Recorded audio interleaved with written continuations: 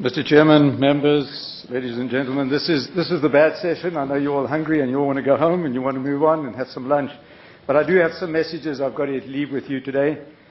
And normally I start with the one that's still relatively painful, and that's the message on staffing at the authority. Although we have some good news, we also have other news that's not that great.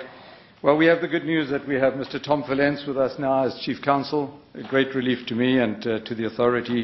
We have Mr. Lance Simmons as Director of Communications and Outreach. We have Karen Green-Ross as Director of Legislative Affairs. We've just recently employed Mr. John Mason as a Senior Transportation Planner, and Thomas Carter in the Budget Office, and another Rossi, by the way, Robert Rossi, as a Senior Right-of-Way Agent in our office as well. And there are others. Some of these are still on their way into the office, but there are some moves that are positive. Although I must, and I know some of the members are involved in this, of course advise you that not much success has been reported on the other senior positions, as many of these are still on hold. Chief Program Manager, Chief Financial Officer, Regional Director Central Valley, Regional Director Bay Area, Risk Manager. And after the departure of Mr. Tumburesh, we of course are also then needing to replace the Regional Director in Southern California. Sadly, I must also advise that Mr. Tim Einer, on my right here, the Board Secretary, will be leaving the authority after 10 months with us at the authority. The months he's experienced with us have obviously been rather turbulent, but you know, that's our life. And he had to work under rather challenging conditions, but he has got another job which I wish him well to accept, and I'd like to thank him for the commitment he gave this board and to ourselves over the last 10 months. So that puts us in total at about 27 people in the authority. We have the right to hire 54. So we are at the halfway mark, and that was 54 for this fiscal year, where we're nearing the middle of the fiscal year. So we are nearly at the halfway mark, and we need to ensure that we can get relief on the hiring freeze on some of the positions. On the communications and outreach, unfortunately, as you know, the RFP has been had to be withdrawn, and the RFP has been out again and closed yesterday, November the 2nd. And I can advise you that there have been a large number of bidders. There have been 8 bidders. So we are now in the process of evaluation, and Ogilvy has been retained until the end of November to support us in this transition period. Obviously, there's a lot happening, not just with the day-to-day work and environmental process and environmental work, but also with the rollout of the business plan and everything else related to that. So again, there has been a great deal of outreach conducted with the business plan before, during, and now we're in the phase of after the business plan rollout. I have already mentioned that we have received quite a lot of relatively positive responses in that regard. We needed to submit a report according to Budget Act AB 115, chaptered in June the 30th, 2011. There were 5 items that were mandatory for us to comment to the Joint Legislative Budget Committee before October the 14th, 2011, with a 60-day review period thereafter. And tied to this was 50% of a partial part of our budget, but still, it's a big chunk of our budget that is tied to that submission. The submission was made. All 5 reports have been submitted, and they are now in that review period. The status of the draft EIR-EIS in the sections of Merced Fresno and Fresno Bakersfield. Firstly, Merced to Fresno. The comment period closed on October the 13th. As I mentioned earlier on, the authority and the FRA received approximately 750 letters, emails, internet submissions. We made all possibilities, and you know, we had public hearings and accepted comment there too on the draft EIR-EIS. Staff and consultants are presently evaluating and reviewing these comments and developing responses.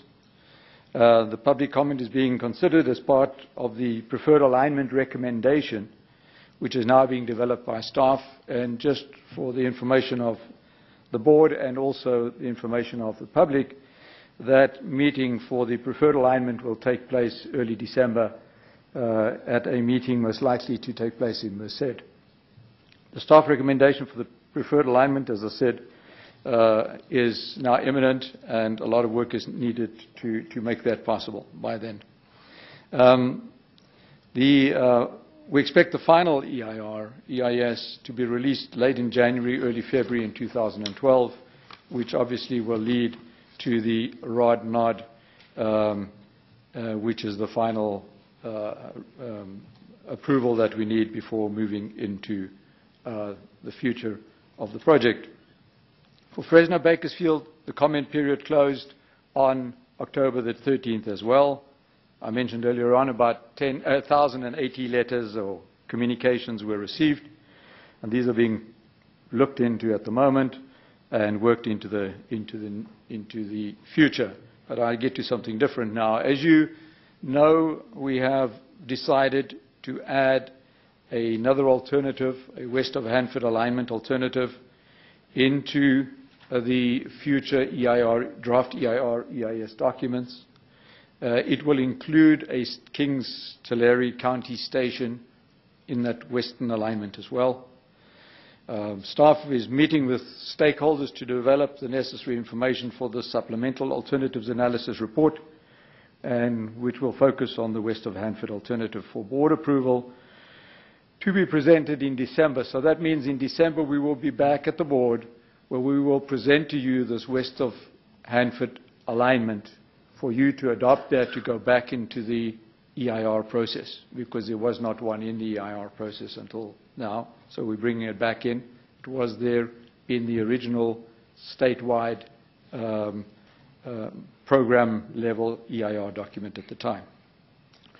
While the comment period closed on the 10th, in October the 13th, it closed on October the 13th, we had to close it.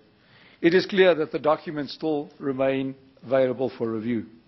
A big part of this document will not be changed.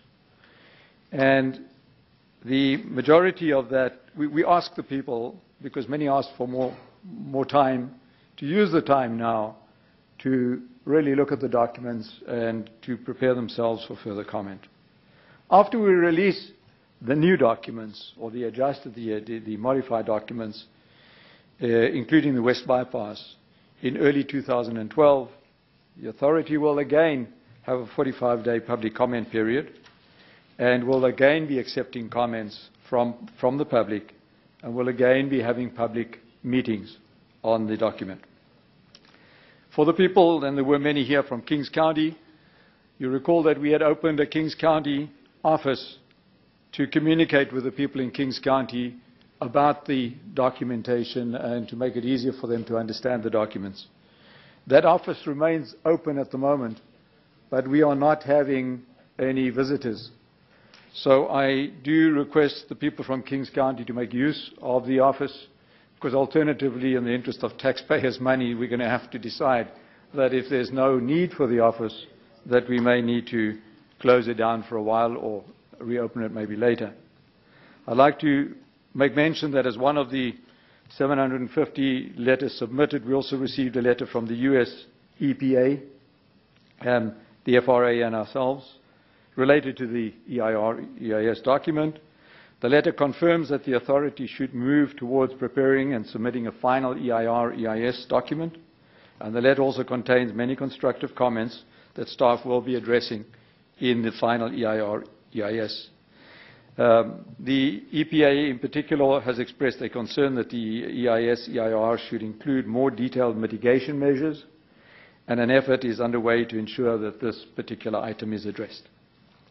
We have a conflict of interest policy. After the authority extended public comment period quite a few times, we now have what we call organizational conflict of interest policy, which is available on our webpage and is in accordance with the Public Utility Code. And it applies to subcontractors as well as prime contractors, and The policy intends to accomplish some very important goals: to promote integrity, transparency, competitiveness and fairness in the authority's procurement and contracts, to prevent bidders and proposers from obtaining or appearing to obtain an unfair competitive advantage with respect to the authority's procurements and contracts, to provide guidance to enable contractors to make informed decisions while conducting business with the authority, and protect the validity of the authority's contracts, in particular with respect to confidentiality and sensitive information, and other authority interests. So please, contractors and subcontractors, please refer to this policy if you have any concerns about possible conflict of interest as you contract or intend to contract with the authority. The status of the RFQ, request for qualification, for the construction of the initial construction section. This RFQ document for the initial construction section, we refer to it as for the construction package 1, package number 1, is ready and could be released within the next days. The purpose of this RFQ is for the authority to establish a shortlist of the most highly qualified offerers to provide design-build services for this first project section. The design builder will be responsible for all work required to design and construct package number 1 of this project. The project begins north of the San Joaquin River and continues south to approximately East American Way through the city of Fresno. The project will extend somewhere between 26 or 37, sounds quite a difference, but in miles, depending on the final alignment selected through the environmental process, and includes 12 grade separations, 2 viaducts, a trench section, and major river crossing over the San Joaquin River. The estimated project cost is between $1.5 billion and $2 billion, and I would like to inform potential bidders that during the period beginning with the issuance of the RFQ to the final placement of the contract, contact with the authority is restricted to contact through the nominated authority representative only. This means that contact in particular to our board members is also restricted, as we would not like to see potential bidders being disqualified. We would like you to ensure that you keep to these rules. And I know it's kind of relatively interesting for people to want to make contacts with board members and sometimes with authority staff. But be careful, because we cannot entertain that once we are in the RFQ process and until the final contract is signed. These rules and regulations are in the bid packages too and in the RFQ package. And you'll know exactly what you can do, because obviously if there are meetings with the authority, you can talk to them. But the ad hoc meetings with board members would not be advisable. On the aspect of agricultural working group, the agricultural working group has met 5 times to discuss technical issues outlined by the agricultural community since it kicked off on July the 29th. The topics discussed include aspects of high-speed train, wind effects, and the effects on dust, pests, pollination, and pesticide application. The potential impacts on livestock, dairies, and others due to direct conflicts or operations, severance, noise, vibration. The potential impact on irrigation systems is very much an item that is being discussed, because we heard some of that today by some of our concerned ag community. The potential impact on equipment movement in the ag community. And during many of these meetings, also topics of ag lending has become a part of the discussion. The ag working group at this point have addressed all the broad topics assigned to them, and they are preparing first initial draft reports. And by the way, these ag working groups are people that have been appointed to the ag working group from the outside. They are not authority represented people. We manage it and coordinate it, but these are outsiders that are actually on the group. I'd like to commend those individuals of that ag working group and for their efforts and their willingness to assist with the technical expertise and the insight that they have to make this important step towards improving the relationship with a good solution within the ag environment. We've received a recommendation from Senator Canella, Chair of the Senate Ag Committee, requesting that we establish an Ag Leadership Working Group, in addition to the Ag more technical working group that we have now active.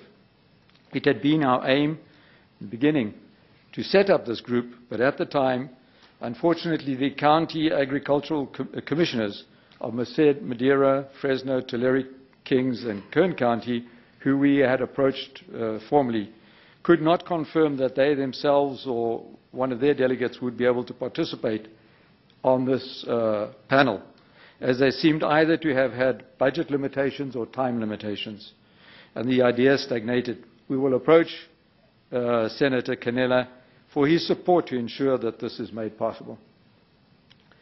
The DBE, SBE, DBVE business groups. You heard today the policy and the plan, and things are moving forward. Many meetings with interested groups have taken place since we last had a board meeting. I know there are some people here from APAC, Associated Professionals and Contractors. We have met with them quite a few times. I personally have also met with them. And a meeting is arranged also with Congresswoman Barbara Lee and FRA officials in Oakland, November the 7th, on similar topics. On the issue of litigation, the City of Bakersfield versus the California High-Speed Rail Authority, on September the 14th, 2011, a federal district court judge dismissed a lawsuit filed against the High-Speed Rail by the City of Palmdale in July 2011, alleging that the High-Speed Rail Authority misappropriated federal funds, ARRA funds, and Proposition 1A bond funds by using these funds to study an alternative route along the Interstate 5, or what we refer to as the Grapevine. The case was dismissed because the court lacked jurisdiction to hear this particular case. Right-of-way acquisition, advanced services contracting. The authority had requested through the Department of Finance that up to $65 million of previously appropriated funds be made available for contracting services, which would lead up to the authority being ready to acquire right-of-way once the environmental clearances in the Central Valley sections are secured. On request from the Joint Legislative Budget Committee, the authority reduced their request to $18 million, being the funds that are needed only in fiscal year 2011-2012. The others were, it was a 3-year request before.